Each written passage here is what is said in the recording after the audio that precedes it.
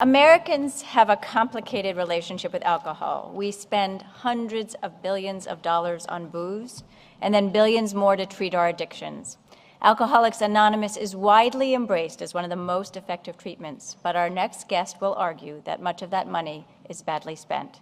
Gabrielle Glaser is the author of Her Best Kept Secret, and now for the latest issue of The Atlantic, she's written The False Gospel of Alcoholics Anonymous. She's here to talk about the program's iconic 12-step program and why it doesn't really work. Please welcome Gabrielle Glaser and my colleague, the editor of The Atlantic, Scott Stossel.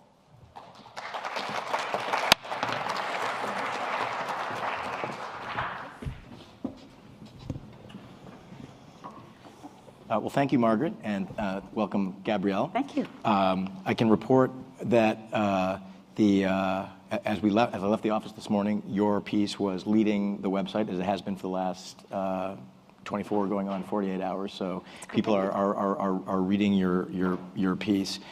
So there's so much ground we could cover, and we have only a very short amount of time. So we'll try to move pretty briskly. But what I want to cover briefly, just so you know where we're going, is I want to talk a little bit about how you got onto this topic. I want to talk about the substance of both the critique of AA as a kind of scientific method for, or scientific mode of treatment for dealing with alcoholism, and third, how it became so managed to saturate both American culture and American medicine, despite its lack of scientific grounding, and then finally talk a little bit about what the best, what you would recommend given the cutting-edge research, and what you would tell to someone who actually had benefited from AA. So let me start by asking you.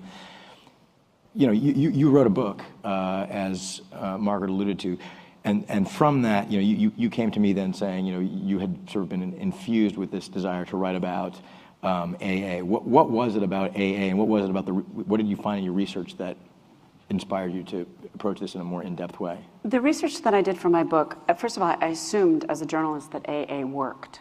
And when I started investigating rehabs and going to AA meetings and actually looking at the empirical evidence proving whether it worked, I found that there wasn't any. And I had to get an extension for my book and to deal with effective treatments, to examine what effective treatments were. And once it was published, I was inundated with the response from people who had tried AA, who had been to rehab 6, 7, 8 times, and were made to feel as if they were failures for it not working. And that's what made me want to examine the idea of what works in alcohol treatment much, much more in depth. So that's how I got to you. And probably what appealed to us as editors at The Atlantic about this story is that the Affordable Care Act actually calls for more funding for alcohol and drug rehabilitation. And it's astonishing, actually, how little we really know. Mm-hmm. But what really struck me was, and I want to get to this in more detail in a moment, but the gap between what you would believe the efficacy rates of AA are based on just sort of popular culture, mm-hmm. and what the scientific evidence suggests, which you talk in the piece is about somewhere in the order of 8% success rate, which is astonishingly low. How did AA, talk a little bit about the history of AA and how it managed to inscribe itself so deeply in our culture and managed to inject itself not just into popular culture, where it's managed to have a powerful effect, but also into medicine, where one would think that there were evidence-based things that would kind of mitigate against its. Mm-hmm. Yeah, exactly. Mm-hmm. AA was developed in 1935, just as Prohibition was ending, and there were no effective treatments for chronic inebriates, as they were called during the time. You sent somebody to a hospital to detox them, and that was what treatment was. And so AA developed as this set of spiritual steps that people could follow to overcome the control that alcohol had over them. And since medicine didn't have an effective way of dealing with alcohol problems, they basically said to AA, or AA said, hey, we'll take care of these guys. Give it to us. Give all of your alcoholics to us. And it became a very, very segregated realm. There's no other realm of medicine which is so segregated. Addictions are in one corner, and the rest of medicine, in many ways, is over here. And it was a group of laymen who said, okay, we're going to take care of this problem with our spiritual answer. And it was followed up by television. and television helped popularize AA in the 1950s. AA was coming of age just as TV shows and movies were broadcasting the success of AA. AA was in meetings were on blockbuster films like The Days of Wine and Roses. Lost Weekend. The Lost Weekend, exactly. And so people got the message, oh, hey, if it works for that guy, maybe it'll work for me. So it does work for a lot of people. And so what would you say to somebody who came to you, if I said to you, look, I struggled with alcoholism for a long time, I went into AA, it worked, or my uncle did, or my wife did. And I know many people who would say precisely that. On the one hand, you have the 8% statistics that suggest it really doesn't work very effectively. On the other hand, the people who believe that it works believe very intensely that it works. What do you say to those people? Oh, those people contact me all the time. I got probably 30 emails from them this morning telling me I'm an alcoholic in denial and I need a better sponsor. But what I say to those people is, it's really great that it worked for you. This is a program that is essentially a religion. 5 of the 12 steps mention God. It is not rooted in science. And yoga works for a lot of people. Catholicism works for a lot of people. Judaism works for a lot of people. That's great that it worked for you. That's your anecdote. That's not science. You can't study AA. People in AA know they're in it, so you can't do a randomly controlled double-blind trial. Right. It's anonymous, so you can't follow those subjects. And some of the occasionally there are observational studies performed in research centers, and typically the people leading the AA groups are trained therapists. In the rest of the country, it's not a hierarchical organization. There are hundreds of thousands of different groups, and anybody could be a leader. It takes less licensing to become an addiction counselor than it does to become a nail salon. Absolutely. In the state of Oregon, so substance abuse counselors, addiction counselors are the people who provide most of the addiction treatment in this country. They became counselors. We kind of slapped on some rules that acknowledging people as substance abuse counselors in the 1970s. It takes very little qualification, and in 28 states, you only need a GED to become an addictions counselor. And that counselor can stand between you and your medical license, or whether or not you get your kids, or a number of other things that we can talk about another time. So isn't there an argument, you mentioned a minute ago that, in some ways you could argue that Bill Wilson and the founders of AA provided a great service in that they actually identified alcoholism as a disease. They called it that, as opposed to a moral failing or a characterological failing. And yet, isn't there an irony in that they've identified it as a disease, and yet their primary mode of treatment is spiritual? It's a huge irony. We don't tell people with cancer you have a disease, but the cure for your cancer is going to a church basement where you have to go to a meeting and talk about your powerlessness for the rest of your life. We tell people if you need a support group in a church basement, by all means go. But avail yourself of the best medical evidence that's out there. And typically that's going to be with a doctor, and for your psychological help, with a therapist. I was just talking to Gabrielle in the green room beforehand, and I sort of gingerly posted this piece on Facebook, knowing that a number of my friends and acquaintances are in, or my Facebook friends are in AA, and a number of them actually shared the piece and said, for my fellow addicts, like if AA works for you, it works, but there are actually other things that if it doesn't work, there's science out there that can help you. And there's cognitive behavioral therapy, there's something called motivational interviewing, which therapists now use to try to determine what the patient's or what the client's ambivalence is about continuing to use a substance in an unhealthy way. And there are drugs that help with cravings, and there's a whole toolkit. Well, I want to get more into kind of what the cutting edge stuff is, but to focus again on the people who would argue that there are, and there are millions of them who believe very ardently that AA works, and we're going kind of straight at that with your piece. Isn't there an argument that there is something good and admirable, even if it is not scientifically at this point provable, beneficial about AA, and that the things that it calls for, things like make amends to the people you've wronged, be humble, find community, help other people, What's wrong with that? There's absolutely nothing wrong with that. And I admire those principles, and any group that's going to help you, anything that's going to help people become more humble and kinder and more compassionate is great. But the tautological argument that this is the one way, this is how it helps us, and if you don't follow this program, you are constitutionally incapable. Those are the words that the big book uses. You are constitutionally incapable of being honest with yourself. Too bad for you. So it's very blaming. Right. No, and I was struck too. So that, I mean, you cite these statistics that the best third-party scientific evaluations of AA find the success rate to be around 5 to 8%. They will claim 75%, and you quote somebody saying, "Well, yeah, some of these studies suggest that if you're in a 12-step program and you're in a rehab facility, you're probably not drinking at that point," and that's the point at which they're doing that analysis. So. Based on your research for this book and for your book and for this article, do you think that alcoholism, or what we now call appropriately alcohol abuse disorder or alcohol use disorder, it's really jargony. Is it a progressive disease? I mean, one of the tenets of AA is that it's a progressive disease, and if you don't deal with it, you are doomed to hit bottom and really bad outcomes. Based on your research, is that the case? Well, that's the case for about 10 to 15% of people who have a genetic vulnerability, and for environmental and psychological reasons, alcohol flips the switch and the genes start to express, and yeah, they probably shouldn't ever drink again. Abstinence-based programs or abstinence probably are the best route for people who fit into that category. But for the other 85% of people, they can be taught with CBT, motivational interviewing, using these generic drugs. Nobody's making money off these drugs, by the way. Generic drugs that help cut cravings. Well, I want to get to the drugs, but you've hit on something really interesting, and I will confess that one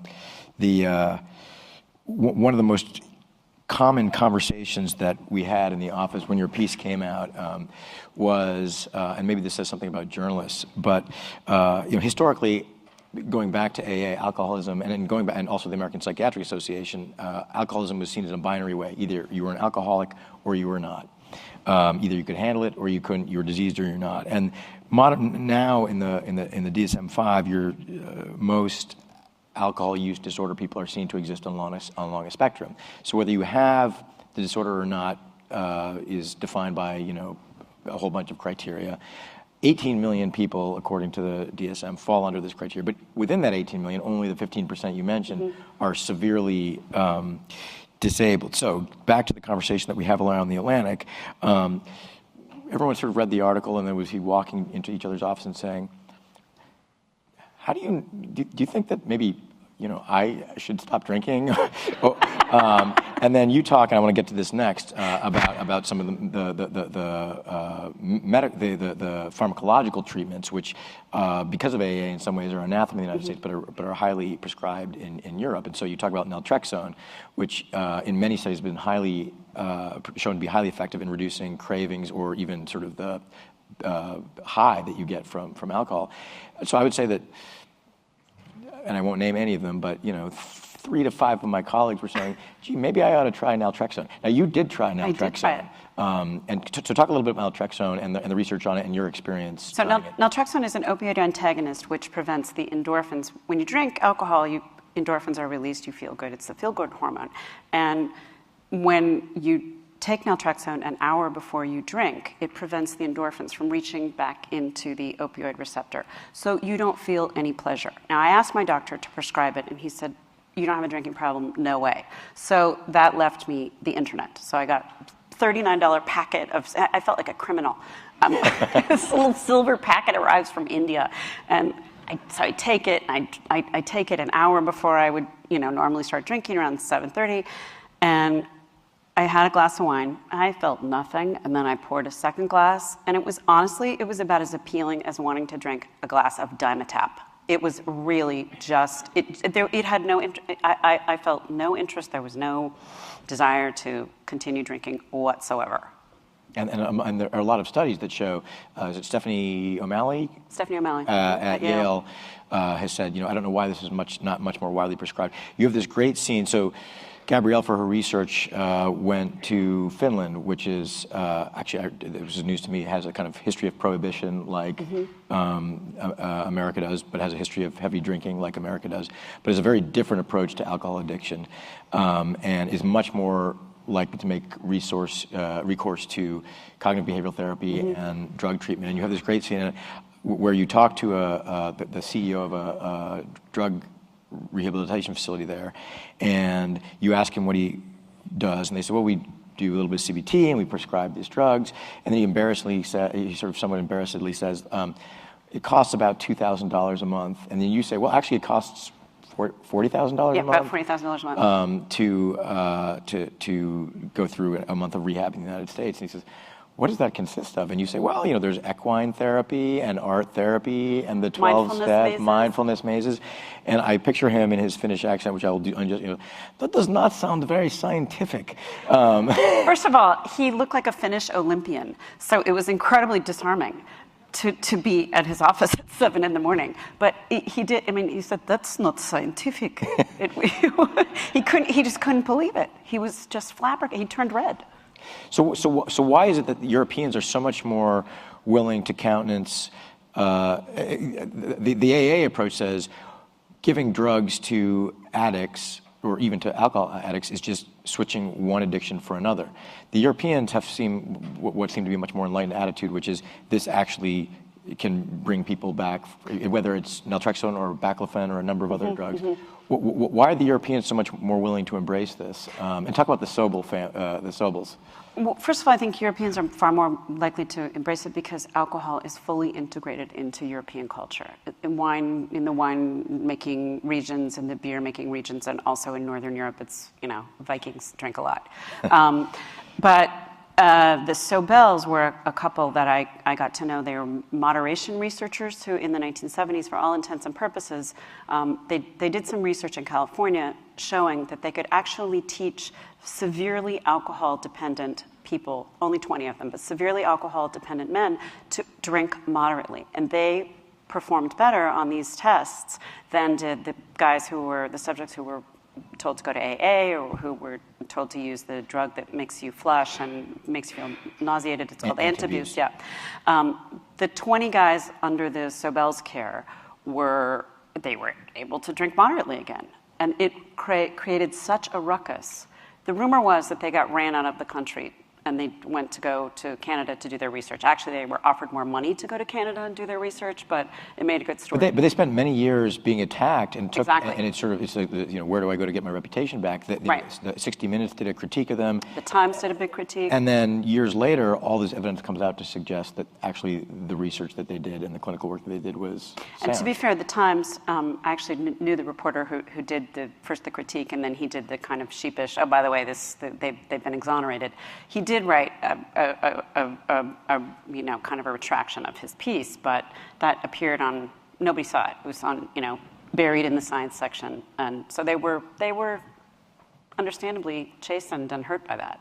So a couple more questions, then we'll open it up to the audience. But on the question of, the Sobel's research, who suggests that, well, actually, you cite fascinating research by I think it's a British researcher who ended up in Finland. There was an American researcher who ended up in Finland, who did studies of rats who were then, he addicted them to alcohol and deprived them of alcohol. And he basically found that actually that abstinence can be that worst possible thing. So what's your view on for people who have alcohol problems, abstinence versus being able to drink in moderation? One of the tenets of AA is, never take another drink again. Talk about that. I don't know who those people are. I think those people know who they are. There's a series of criteria that the National Institutes on Alcohol Abuse and Alcoholism has printed that says, okay, if you can answer yes to 4 of these questions, you're probably in the moderate range.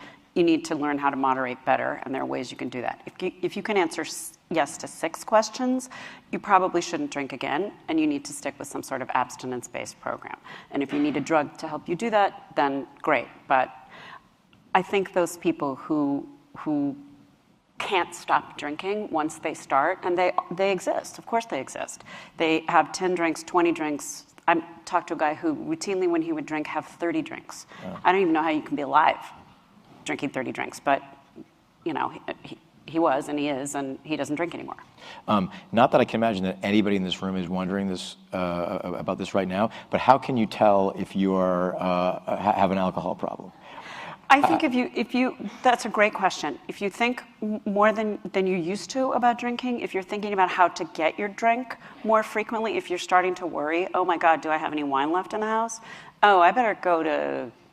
I've only heard of this happening.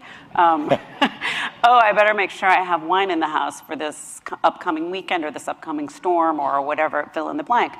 I think if you can start answering yes to questions that indicate your tolerance is growing, your cravings are growing, your need for it is growing, you're spending more time recovering from your drinking, then you might need to think about ways you can figure out how to cut back. I guess there's so much more ground we could cover, but 2 final questions, and then let's open it up. One is, just very briefly, what do you hope to accomplish with this, the false gospel of Alcoholics Anonymous? I mean, you're going to get a lot of blowback because the AA crowd is so devoted to that mode of treatment. What do you hope will come out of this? What I really hope is that people are able to find out there are so many other treatment modalities out there. I hate that word. I can't believe I just used it. But there are so many... treatments. There are so many other treatments out there. And people can look on the internet, and this is a problem. There are resources available, alternative resources available, but one thing I am working on is trying to put those in a place where people can find them, because they're not in a place where they're easily accessible. People have to poke around. They have to poke around for non-12-step treatments. They have to poke around for a physician who's actually well educated in the most recent forms of treatment. It's not easy. But that's one thing we can work on. And then just very quickly, I mean, both in your book and in your article for The Atlantic, you have so many powerful stories about people who struggled with severe alcohol use disorder. JG, is that his name? Mm-hmm. I mean, you disguise their identities. Tell us one of the most moving stories you heard, and I guess one that has a happy ending. Well, JG's was such a happy ending, actually, because this was a guy who thought he went to rehab 3 times.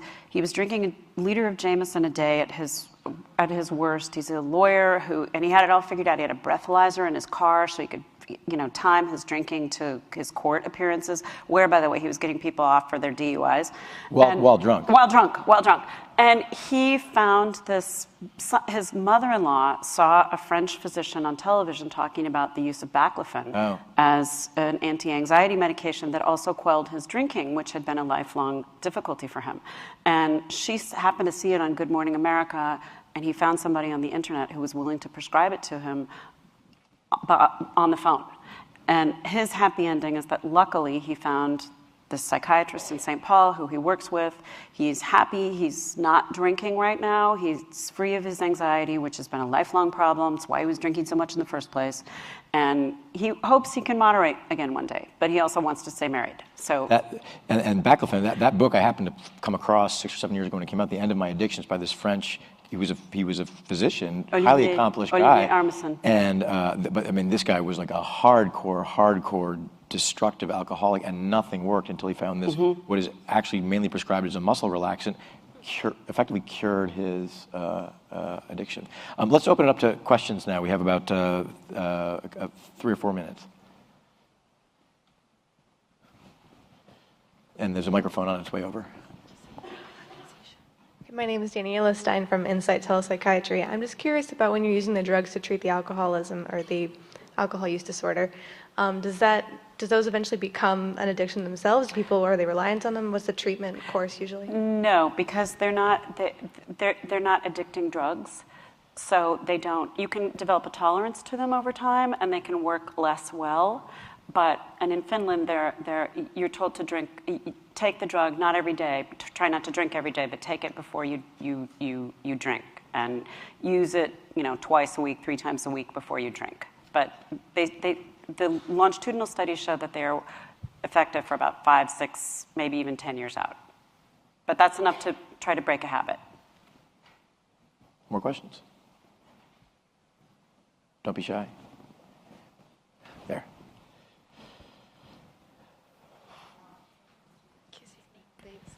Hi, my name is Erin Seidler. I'm with Fleischman Hillard. There's a lot of talk of a genetic predisposition to addiction, and maybe that's just because my grandfather was an alcoholic, so I heard it a lot growing up from my mom. But is there anything in your research that you found where you're identifying behaviors before alcoholism becomes a problem or drug addiction becomes a problem? That's a really great question. And there's a guy named Tom McClellan at the University of Pennsylvania who used to be the deputy drug czar. He's done a lot of research into that, and it shows what the data show are that the people who, the minute they take a drink, they're the people who take a drink when they're 14, 15. They drink everybody else under the table. They're the people who are the loudest, the funniest, the most alive when they're drinking. And we think that there's something with those genes expressing with the alcohol that shows that genetic vulnerability. Most people, when they drink, the first few times they're drinking in excess, they get sick. The people who don't get sick are the people who their brain is not telling them, hey, this is a bad substance for you. Over here.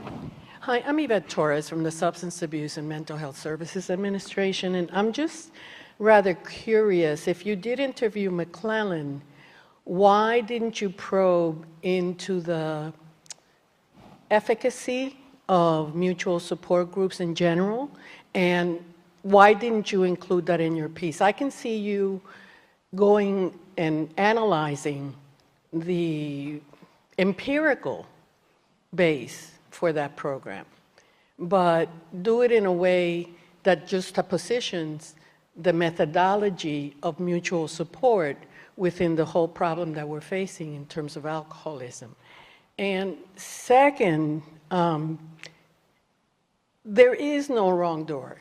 I think that people in this country who have an alcohol problem, which is our biggest problem by far, more than marijuana, more than illicit drugs, need to know that there are multiple pathways to recovery, and that even to sustain themselves in recovery, you need mutual support in many instances. So I'm wondering why you didn't cover that.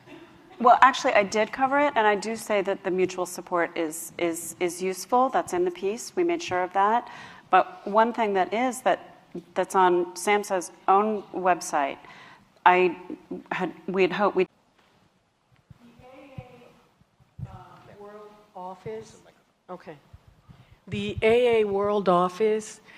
And I know because I run National Alcohol and Drug Addiction Recovery Month, and it was a coup for them to participate as a planning partner. I had to even change the name of the planning group in order for them to participate, and it has to do with the anonymity. Is anonymity a good thing? No. I mean, I think that, and I've told the World Office that even people that are alumni of the program, that's something that ought to be considered. Why? Particularly because the young people that are coming in now that are participating not only in AA but in other mutual support groups are looking at it in a sense that they want to say who they are. They say, you know what, I'm in recovery. It took me so long to get into recovery. I've had a problem. I've gotten over it. It's going to reduce stigma. It's going to reduce the discriminatory practices against those that have had a problem. I agree with all that, but I think we need to cut you off there. In conclusion, what I'm saying is that you wouldn't find it in the SAMHSA because they themselves would not want it listed in SAMHSA. Thank you. I think we have time for one more. We're all done. We're out of time. Sorry, there's more questions, but maybe you can find Gabrielle afterwards. So thank you so much. And Thank you. It's have a good fun. morning. Thank you.